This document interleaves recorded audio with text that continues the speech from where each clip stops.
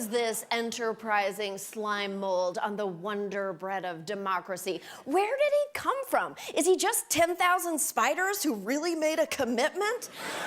Stephen Miller was born in sunny California, where I assume his first words were, "Sick burns." As early as middle school, Miller reportedly broke off a childhood friendship because the friend was Latino. Wow. Even I wouldn't have hung out with Stephen Miller in school, and I was desperate for new members of my Anne Murray fan club.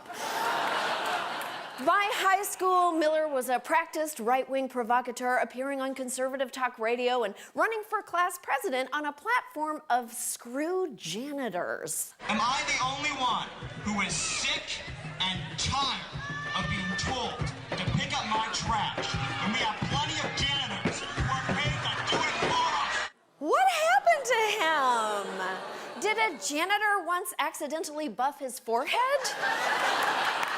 Miller also wrote a very chill op-ed for his high school paper called A Time to Kill, which scolded his fellow students for believing that Islam could be peaceful, telling them millions of radical Muslims would celebrate your death. Oh, reminds me of my 10th grade essay, millions of radical Muslims would celebrate me joining Bananarama.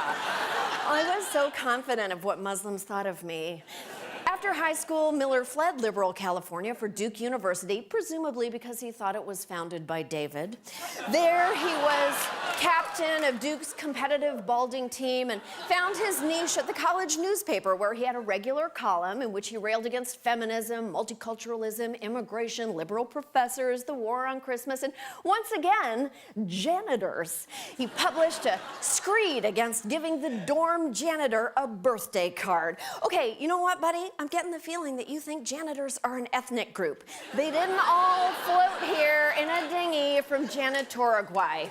Miller's right-wing media fame helped propel him to the office door of Alabama Senator Jeff Sessions. As a Sessions staffer, Miller was instrumental in helping to kill the 2014 immigration bill. Then in January 2016, Trump hired Miller and made him his opener at rallies, where he'd do a tight 17 minutes on how every Hispanic immigrant is going to steal your job and kill your daughter, and every Muslim is a terrorist. We're going to build that wall so our kids don't have to worry anymore about unsafe communities. How many children are dead because of our sanctuary cities?